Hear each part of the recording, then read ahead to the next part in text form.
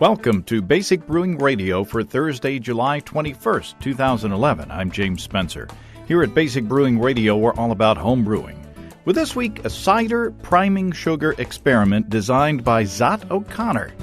We're joined by members of the Washington Homebrewers Association, or WAHA, and a surprise special guest as we taste whether different priming sugars have an impact on a batch of cider. If you're new to homebrewing and would like to get into the hobby for the first time, check out our website, basicbrewing.com, where you can find archives of our audio and video podcasts and our DVDs to walk you through basic and more advanced brewing techniques. And you can find our brewer's logbooks to help you log and track your batches of beer. You can follow me on Twitter. My username is Basic Brewing, all one word. Also, you can find me on Facebook at facebook.com/basicbrewing.james, and our show page on Facebook is at facebook.com/basicbrewing. Thanks again to everybody clicking on the Amazon.com associate link on our basicbrewing.com site. Whenever you think of Amazon, think of us and click on our associate link first. It won't cost you any extra, and you'll be helping us to bring you this show, and we appreciate your support greatly. We also have associate links for Brew Your Own magazine and the American Homebrewers Association on our site, too. You can find our Basic Brewing iPhone and Android podcast apps on their respective stores, and we're on the BlackBerry podcast directory now, too. And by the time you hear this, we may have already recorded the interview for next week's show. Chris Colby and I are going to get together with Sean Terrell to talk about the results of the Brew Your Own magazine, Basic Brewing Radio collaborative experiment on yeast rehydration. Now, I've invited Sean to join us because he's written a post on his blog with lab results using a microscope and everything, looking at this very question. Is it necessary or advisable to rehydrate your yeast, your dry yeast, at pitching, or can you just sprinkle it on the wort with no worries? I want to thank those who have sent in their data. I want to thank Sean along with Zot, Mike from Twin Falls, Matt from Minneapolis, Kevin from Ontario, Travis from San Diego, Shane from Santa Cruz, and Jacques from the Netherlands, who has done some extensive work looking at this too. Thanks to all of you for conducting the experiment and sending in your data. Now, I think I got everything. If you sent in data and didn't hear your name just now, please send me an email before next week's show, and I'll get yours in there too. Speaking of email, I got this note from Stephen on Facebook following last week's show. Stephen says, heard that email in the beginning about gluten-free brewing. I've noticed and heard from others, if you age the beer a little longer, the sorghum twang seems to disappear. I'm making an almost pale ale with 6 pounds of sorghum next weekend. The gluten-free Hefe I made before was delicious and seemed to rekindle my wife's enjoyment of beer. Well, very nice. So there's a vote in defense of sorghum syrup. We've heard Desiree Knott from High Gravity and others say that she didn't like it. But, maybe it's worth a shot. You can always do a small batch to see what you think of it. You don't have to rely on just others' opinions. I appreciate the feedback there, Stephen. Also, last time, I read an email from Martin in Gold Coast, Australia, asking about how to get licorice flavor in beer. I suggest using anise or anise, depending on how you pronounce it, and perhaps, as a test, steeping some anise in a glass of beer to play with the flavors. Now, Martin wrote back, the thought of steeping in a beer is an example of your characteristically sensible approach. Why didn't I think of this? I'm nothing but sensible. This is Martin says, this is driven by a desire to try and replicate Poacher's Choice, a beer from Badger's Brewery in the UK. This was very briefly available here in Australia, and I thought it was a beautiful beer. They made it by adding damsons, which is a type of small bitter plum, in case this isn't widely known or available in the USA. Damsons and licorice. Lovely stuff. I've seen a couple of online postings on the web, Martin says, by people looking for a clone recipe, but have never seen the results of their threats to try it. Maybe some of your listeners have given it a go. Once I've tried this, I'll keep you posted as of the results. That does sound tasty. If you've seen a clone recipe for Poacher's Choice from Badger's Brewery in the UK, let me know and I'll send it on to Martin. Matt writes in with a problem. I think that we all of us all-grain brewers wish we had. Matt says, I've been an all-grain brewer for a few years and have been making some great beer. I use a 5-gallon round cooler and a false bottom for my mash tun. I've noticed in the past 5 batches or so, my original gravity is an average of 10 points higher than I want. The beer is still great, but it's nice to be able to have 2 or more beers without falling asleep.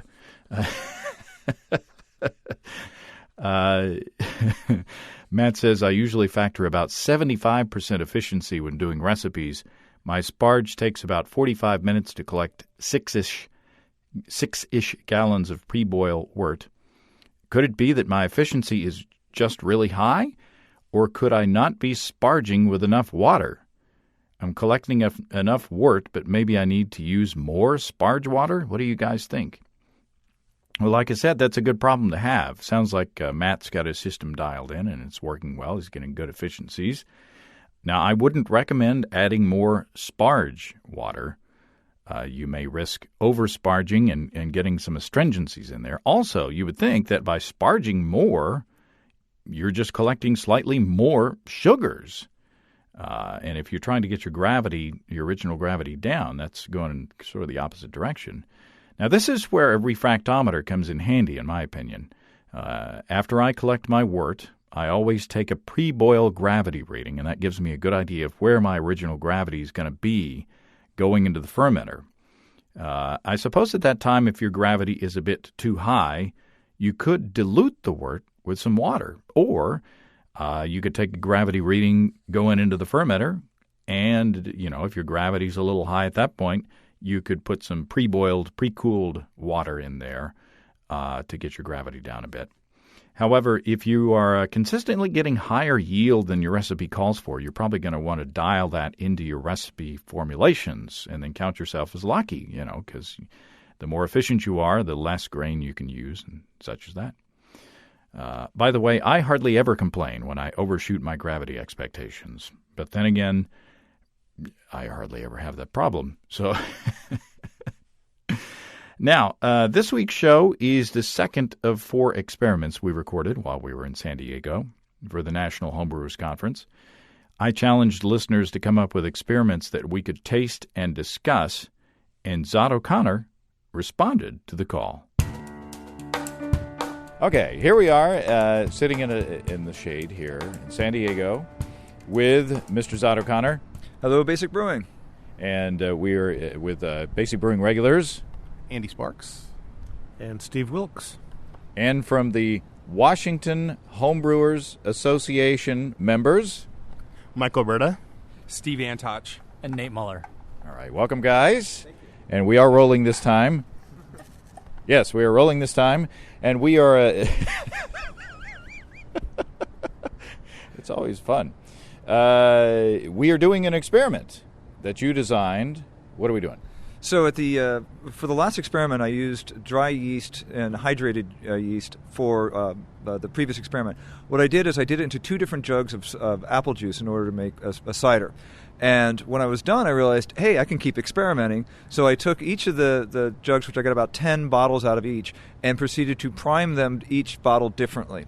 So I grabbed 6 different sugars.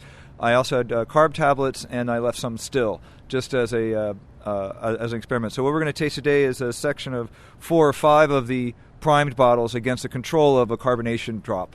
So we'll determine if we... the goal here is to see how well they were carbonated, and is there any residual taste left over from the different alternative priming sugars. And you're not going to tell us what these priming sugars were. No. Well, I'll tell you afterwards. Otherwise, we're just going to be tasting a bunch of stuff, which I'm not would not object to. So we're tasting a sample right now, the control. Would you care to tell us about the base cider? So the base cider is you go to a big box store, you buy two bottles of apple juice, which usually is about $5 to $6.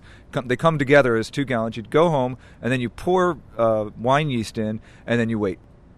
And that's how easy it is to make this. You should cover the top afterwards. But I saw your video and you did it. I said, that looks so easy, I can do it. If these guys can do it. And I did that, left it on the counter to the chagrin of my wife for a month, and then finally got around to bottling it. It was just red pasture champagne yeast. And it came to, I'll give details for the other experiment, but this came down to, I think, 0.998 for this batch. And one word of advice: if you have ants or fruit flies or something like that, don't just cover the thing with aluminum foil, because somebody I got emails from people saying, yeah, that would seem like a great idea until I saw the insects floating in the top of the cider.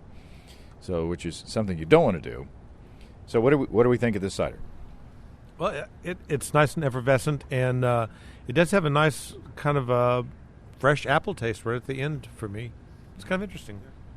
Anybody else want to weigh in? Very, very dry. Very dry. Not nice apple component to it, and high carbonation. It's nice. I think it has a little tartness at the end, and I'm assuming that's coming from the apples. Very nice. Hey, there's John Palmer. Hi, John Palmer. Hi, how you doing? Good. This is kind of like when Bob Hope used to walk on the Carson show. Well, I invited him. Yeah, I am here by invitation. Oh, awesome. Grab a seat. Thank you. And John Palmer, you want to introduce yourself? Hi, I'm John Palmer, the author of How to Brew, and friend of most people here, I hope. Yes, exactly. You are. And we are. Have you told John what we're doing?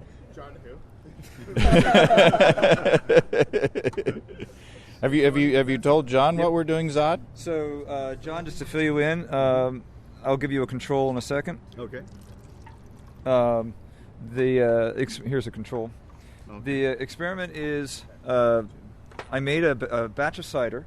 And Later on that evening, we'll cut that out. I made a batch of cider. So These are all from the same batch. They're all sprinkled. Because they actually came out pretty different. So I didn't think comparing priming from one to the other was actually going to be a reasonable prime. So this was, the same exact cider. The only difference is the priming sugar. Okay. So you're saying it's shocking? Yeah, I sort of feel the second one, the flavors are sort of more muddled together, I guess, and I can taste more alcohol in the second one. I get a pretty strong grapefruit component on the second one, and the carbonation is much lower. Yeah, definitely a lower carbonation, and the apple expresses itself differently to me. Like, I taste almost like an older apple flavor than a fresh apple flavor that I got out of the first one. So more like a bruised apple kind of a thing going on? Maybe that's what I meant by muddled, or, sort of less of it. What do you think, Eddie? I actually kind of thought I liked it better. I don't know.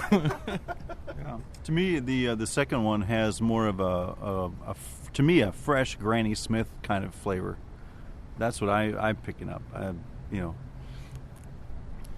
So, Steve, this is your opportunity to say that. What they said. What they said.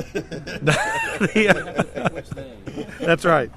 I still like the first one better as far as just if I had to pick one to drink a whole glass of. But, the number 2 seems to be, just muddier, the flavor to me.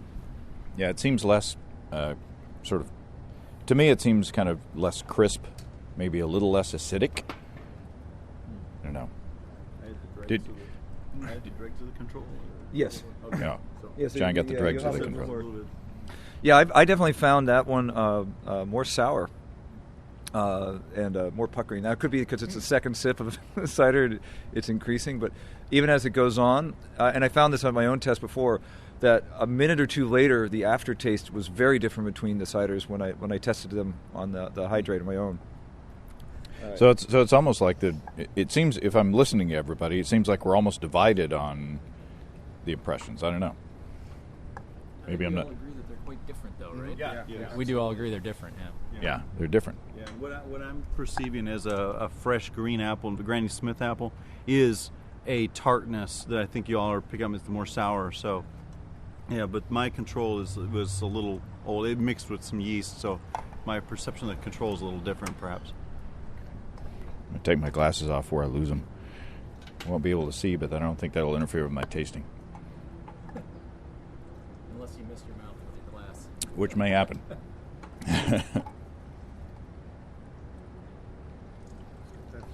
Now, and I'm taking it that you took these different sugars and kind of measured them to get the same carbonation level in each.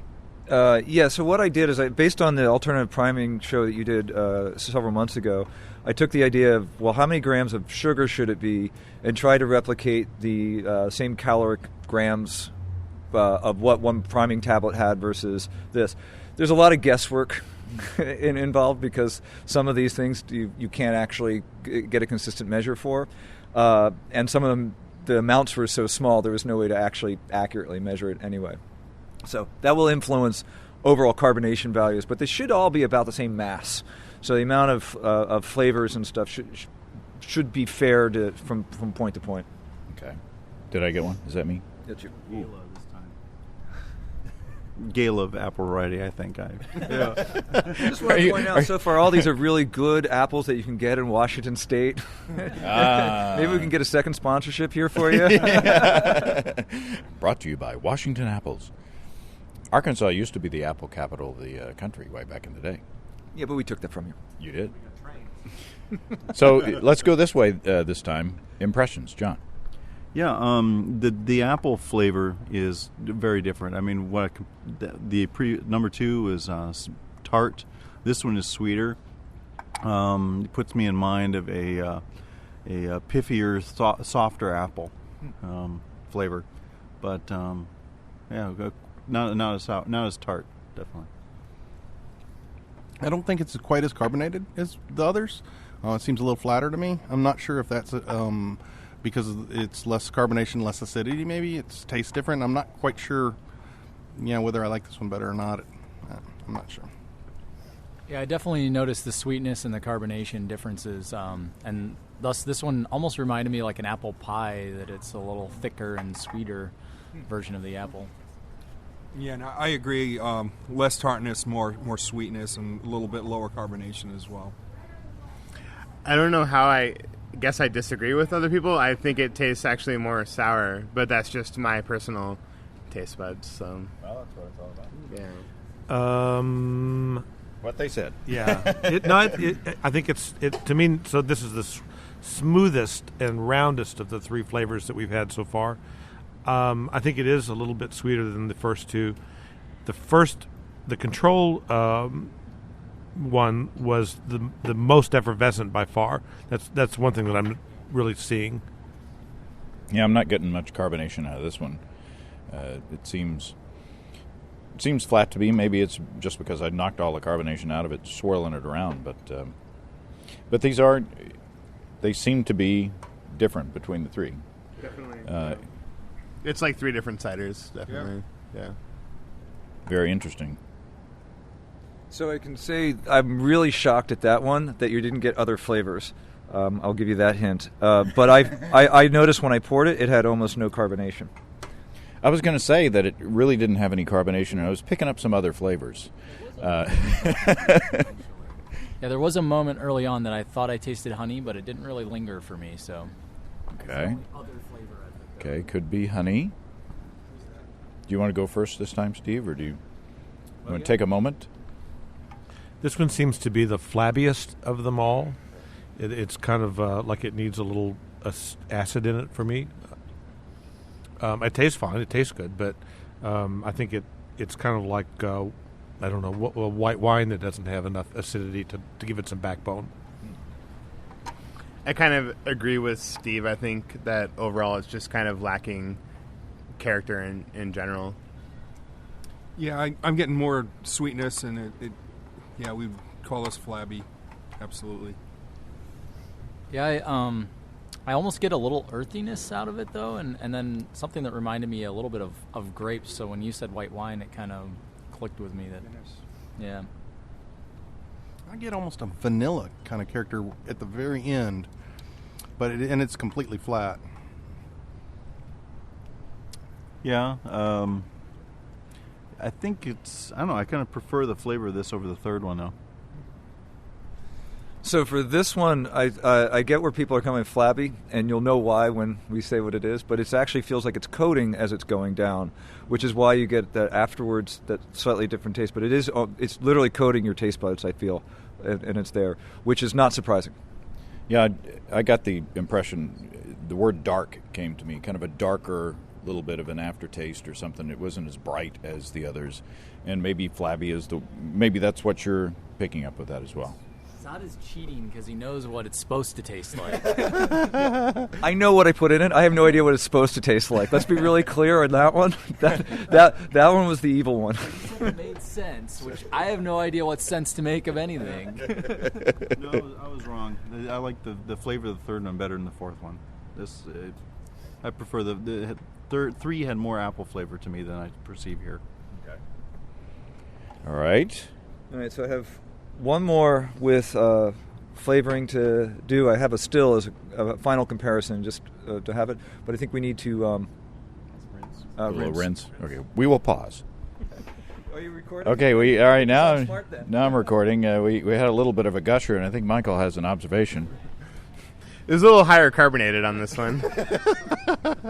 You take those points where you can get them. That's right. Let's start on this side first. Definitely more acidic than the previous ones, in my opinion. Do you think that's because it's more acidic, or the carbonation giving it more CO2 is getting it more acidic? I'm perceiving it as acidity rather than carbonation. I kind of like this one. It is very fizzy. It has a little fruity taste in it that I don't smell it, but I taste it, but I can't put my finger on what that fruity taste is. Yeah, I'm definitely getting another flavor in here as well. I almost think of it kind of rubbery, but not a totally unpleasant rubber. Are you doing a talk next time of brewing with rubber? Not entirely unpleasant rubber. So I like the carbonation on this one so far, and there is a little bit more of an ester or something going on in there. It tastes a little bit cleaner, like just brighter is really what I'm going for. I agree with Nate. I kind of got the whole rubbery thing, and he kind of stole it from me, but I sort of get the sort of same thing as well. So, yeah, and I found the nose on this when I first put it up to my face to be very off-putting. I didn't like it at all. I swirled it up a little bit, and it seemed to clear out. So I don't know if there's some phenols or something coming off of there that I just found offensive, literally.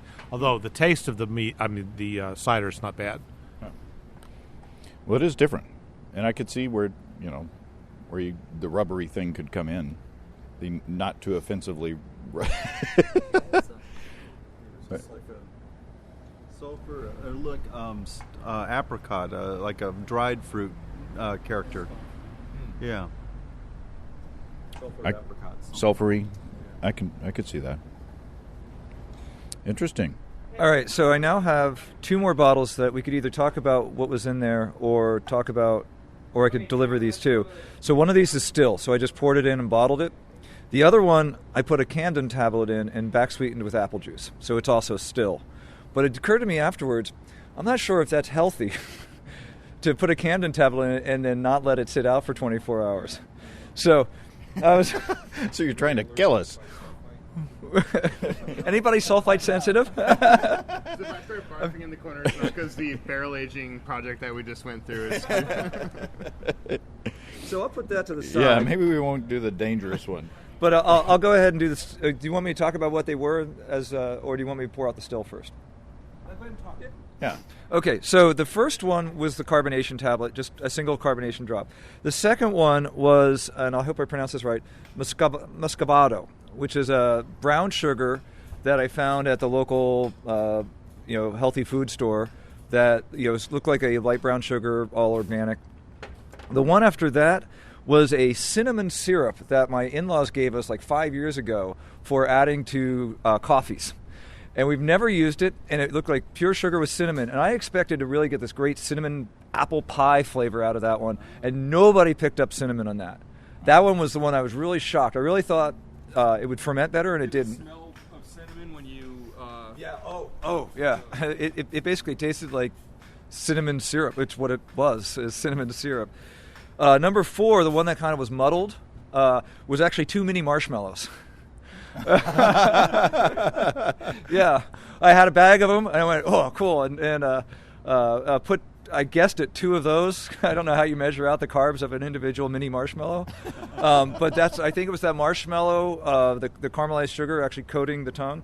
And the last one, the one that really puffed up, was probably a miscalculation on my part, was actually light agave. So I didn't bring one. I did honey, and I've tasted the honey at home, and it just tasted even drier, as expected. The honey left very little flavors, but it just tasted drier afterwards. So the marshmallow was a total experiment, but I was really shocked that the cinnamon syrup just didn't produce I really had expected a kind of fall fruit basket kind of smell to it, or potpourri smell, and it didn't happen. All right, so I'll pass out the still as a final control. So, and I'll get reactions. So, what are your reactions going around? I thought that the first control was by far the best, and maybe that shows that when you're making your own cider, maybe just use the sort of standard way of carbonating. Absolutely, just a nice, clean, simple sugar. Seemed to do a pretty good job. Yeah, what they said. Number 1 was my favorite by far, although all of them had something to offer, and none of them were offensive, for lack of a better way to put it. But number 1 was definitely had the most apple flavor and was the brightest, and it kind of made me feel like I was biting into a real crisp fall apple. Yeah, I think probably part of that is just being able to accurately measure the sugars so that you got the right carbonation level, and you think about how much carbonation contributes to beer. It seems like that's probably part of the reason I liked the first one the best. I think I liked 2 or 3 better. And we did so many, so it's a little tough to go back and pin one down. And I kind of thought the marshmallow one was kind of interesting.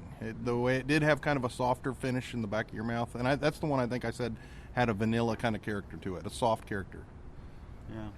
I like the tartar seeming to me, the little higher carbonation driven ones seem to bring out more apple character to me on the tongue.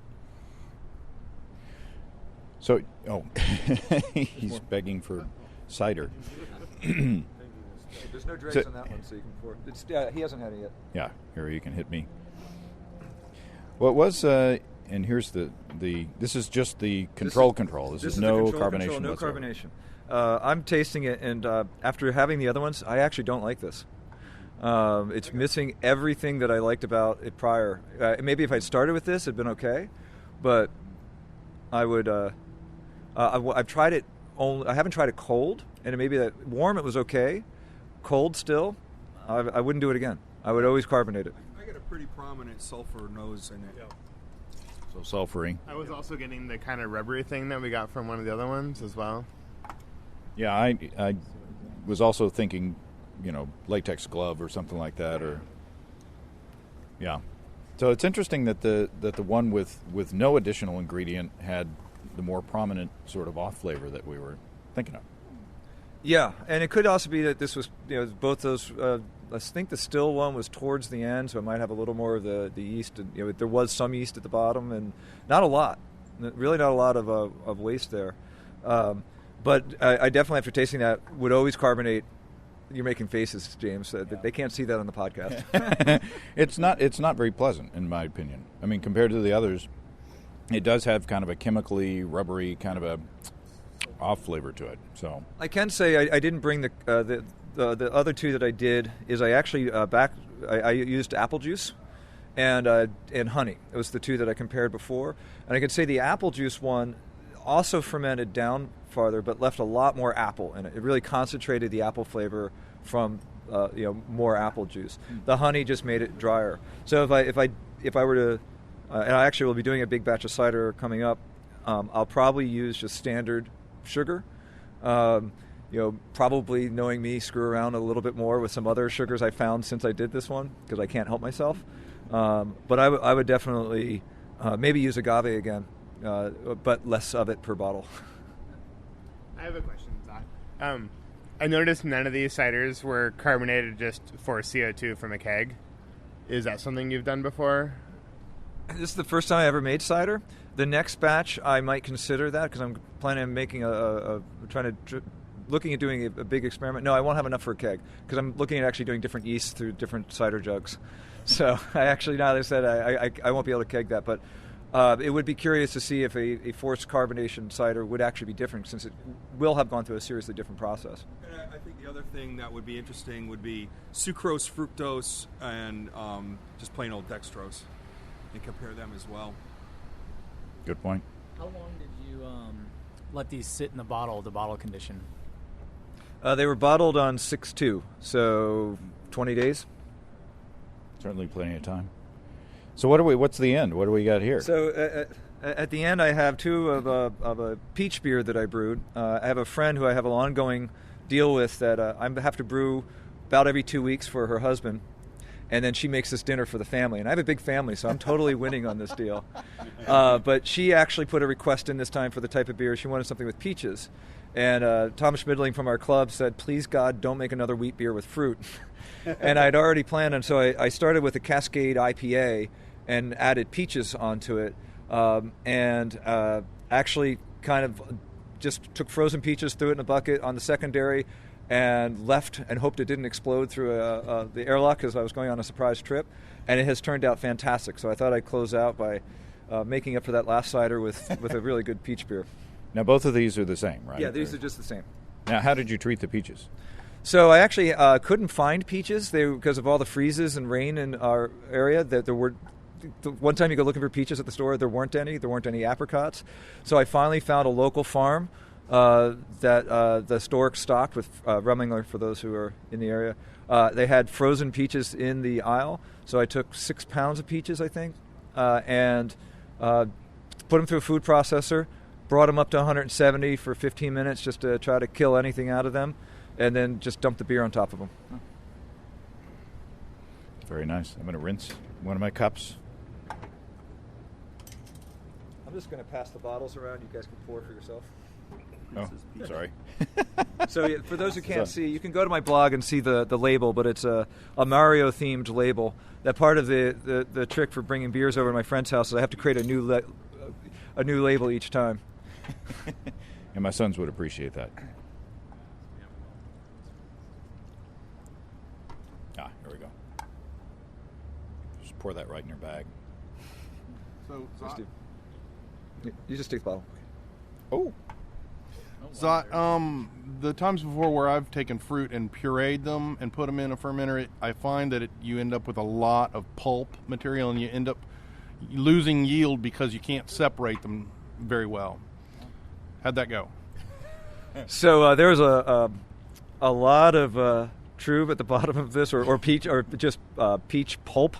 I siphoned from the bucket into a carboy and basically kind of, let it just, because I'd already racked from the primary, so I wasn't worried about catching a lot of hop trube or yeast trube, and dumped it into the carboy and then re-racked it again out of there. And so the last little bit, usually what I do is I put that into a bottle because I kegged. I bottled all this. I just put the last bit with the peach pulp into a bottle and marked it differently.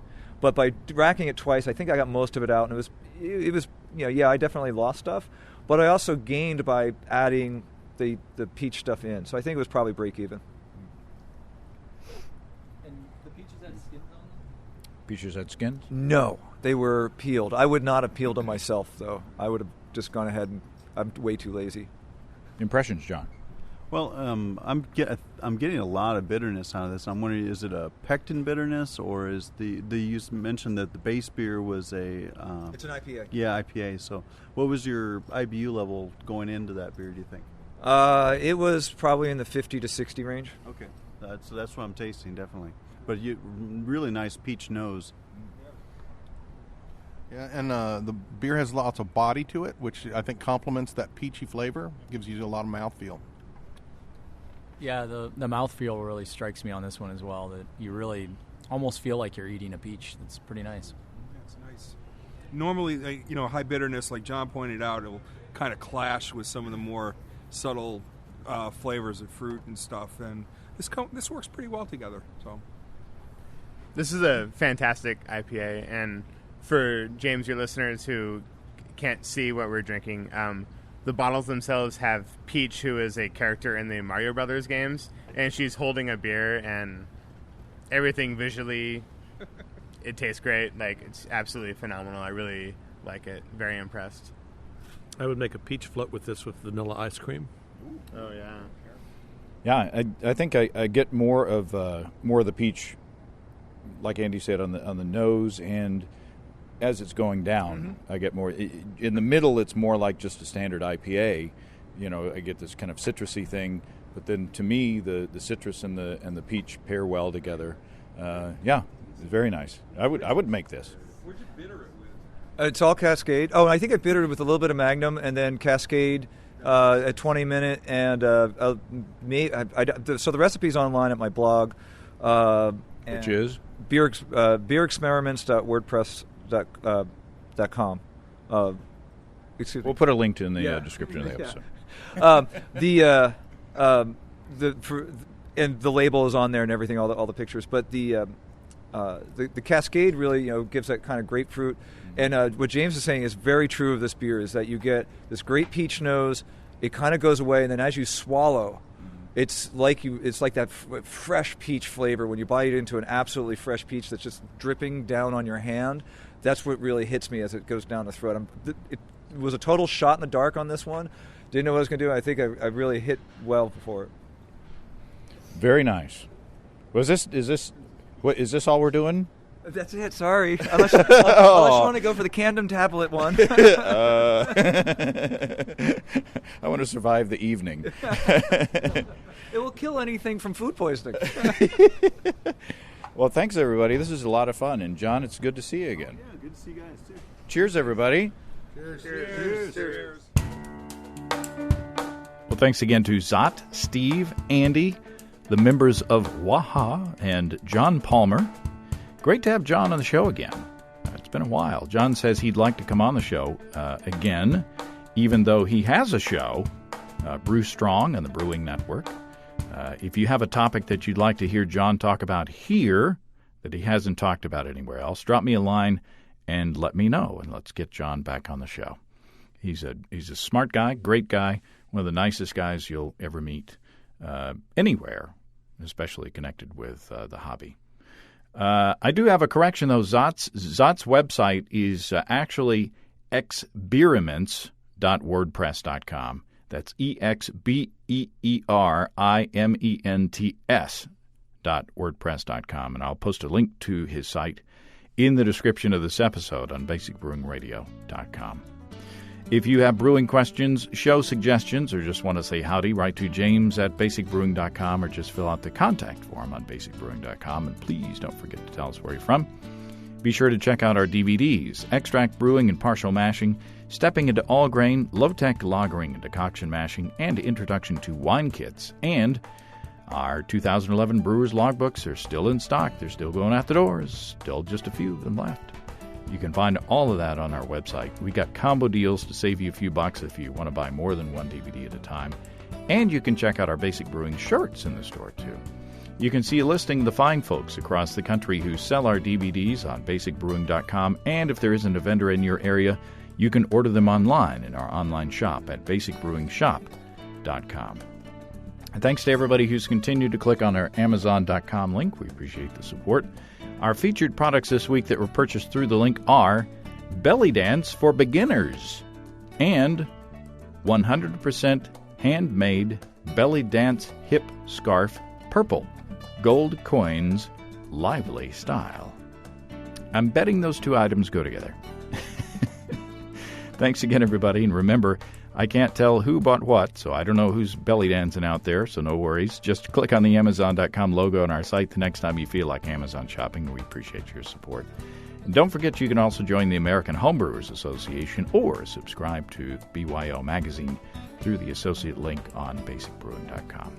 That's all until next time. Until then, thanks for listening, everybody. I'm James Spencer. Production help for Basic Brewing Radio and our website is provided by Kelly Dodson down in Austin, Texas. Basic Brewing Radio is a production of Active Voicing. We'll talk to you next time, everybody. So long.